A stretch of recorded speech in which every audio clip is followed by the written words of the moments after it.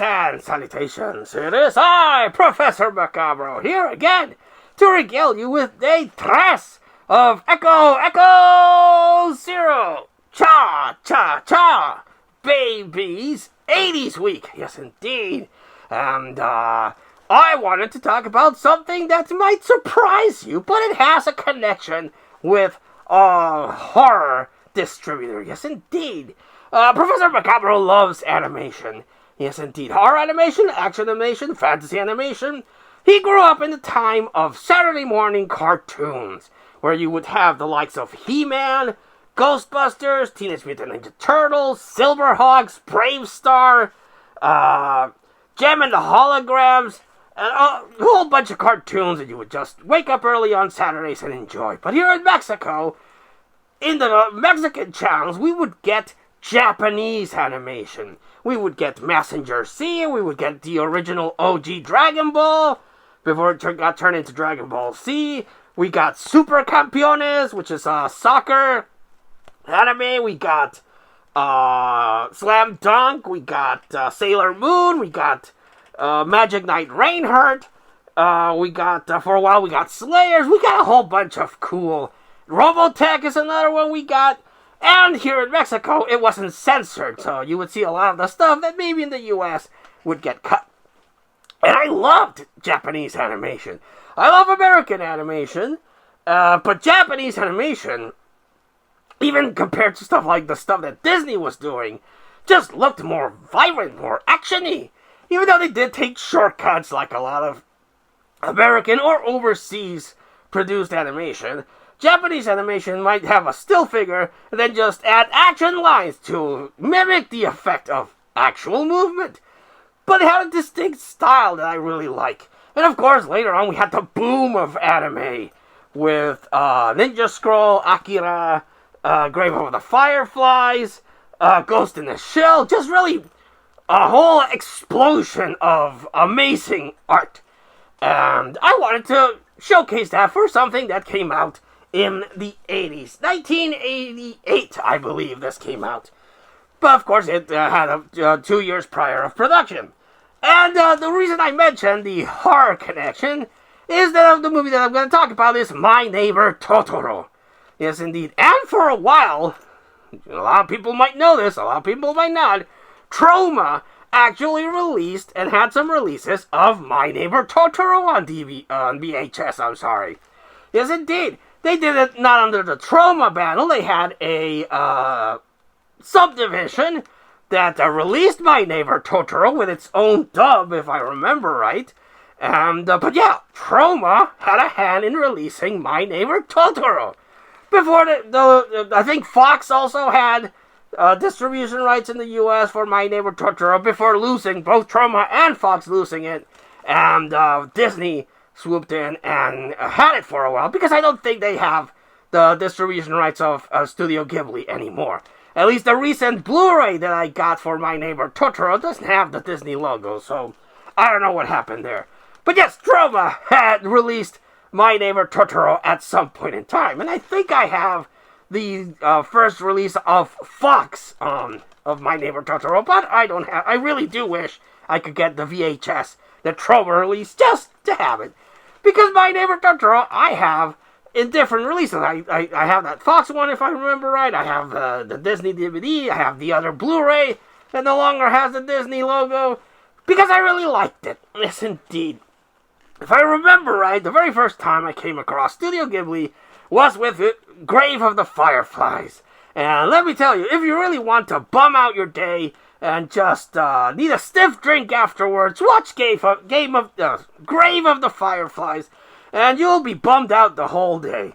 Which is what happened with me when I saw that movie, and I was like, I know it's a movie about the horrors of war, but yeah, that one bummed me out when I saw it. So then I saw My Neighbor Totoro, and a total breath of fresh air, because this was a lot more fun, a lot more wholesome, and not as traumatizing. But what is My Neighbor Totoro about?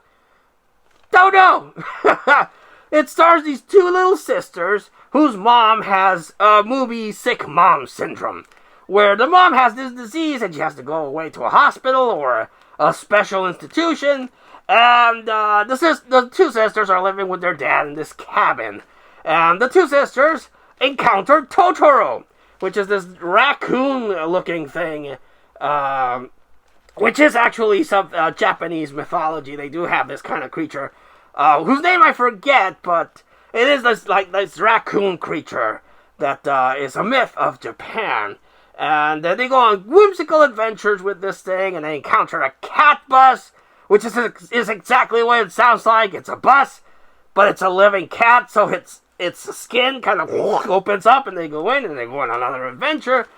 And it's not really clear if the girls are actually interacting with Totoro, or if they're just crazy. Because, again, we don't know what the sick mom syndrome is. Maybe it looks like she's in a hospital, but she also might be in a psych ward. So maybe she has some things, and the two daughters have some things. It's best not to think about it, because, again, you're going into Grave of the Firefly territory, and it's very depressing. So I prefer to think it is the two sisters just going on whimsical, magical adventures with this creature in the forest that whisks them away for fun. Yes, indeed. That's what I'm going to go for. And that's the option I choose to live with. Yes, indeed. So, again, it doesn't really have a plot. It's just a series of small adventures that the two sisters have interacting with this big-ass fluffy thing, which I fucking love. I love Totoro. The Comic-Con where I went, Lloyd Kaufman, very appropriately when I met Lloyd Kaufman from Troma, they had a big-ass Totoro, and you had a follow-up with him. So, of course, I took the kids, and I had already showed them My Neighbor Totoro, so they were excited. They also had Cat Bus in there, where you could actually go inside Cat Bus and take a picture, because I guess it was one of the anniversaries or something. And it was really cool. I quite enjoyed taking that picture of Totoro. Adam Savage also very, very famously built a costume for My Neighbor Totoro, which I followed because I like the process of him building the costume. So, for his show, YouTube show Tested, I think it is, after he did Mythbusters. And so I just love the design of this big-ass fluffy raccoon thing that I like. I wish I had a stuffed animal of Totoro, quite frankly. So yes, imagine Professor Macabro having a stuffed animal of Totoro. It's, I'm not ashamed to say I am a big fan of this big fluffy thing. It also kind of relates to Baymax, the big marshmallow robot that I quite enjoy. But the animation is very pretty, very lovable. It doesn't fall into cutesy-wootsy animation, which I don't care for. It's just very vibrant, very alive, which made me a fan of Studio Ghibli. And they have released a number of movies. Is this as epic or as memorable as something like Princess Mononoke?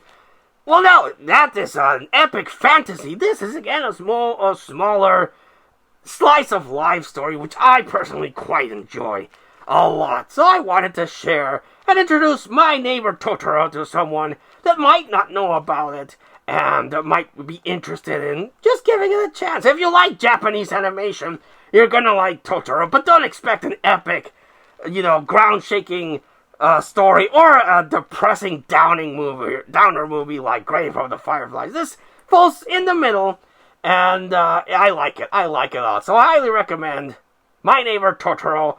And that's my entry for the third day of 80's Week. Yes, indeed. Have you seen My Neighbor Totoro? Do you love it? Do you hate it? Do you don't know what the fuck's going on? Because it doesn't really have a plot. And it doesn't really explain what the fuck's up with the mom. And then she suddenly seems to get better. And once the mom's out, they stop interacting with Totoro. So was it all in their heads? Was Totoro just there helping them deal with their grief? You can interpret it any way you want it. But I want to hear your thoughts if you have seen My Neighbor Totoro, and what do you think of it? Yes, indeed. So, stay tuned for day 4 of 80's Week tomorrow. Please follow everyone that's producing content for 80's Week. You got Echo Zero, you got Hobbs Horror, who started doing TV shows, you got Jennifer Tochi, you got Anthony Chobot, and if you want to watch everyone, go to Echo Zero's channel, sub to him, and he has a playlist of everyone that's doing content for 80's Week 2026. So, yes, indeed. But until I see you again tomorrow for tomorrow's entry, This has been Professor Macabro thanking you and wishing you all, like always, a good evening.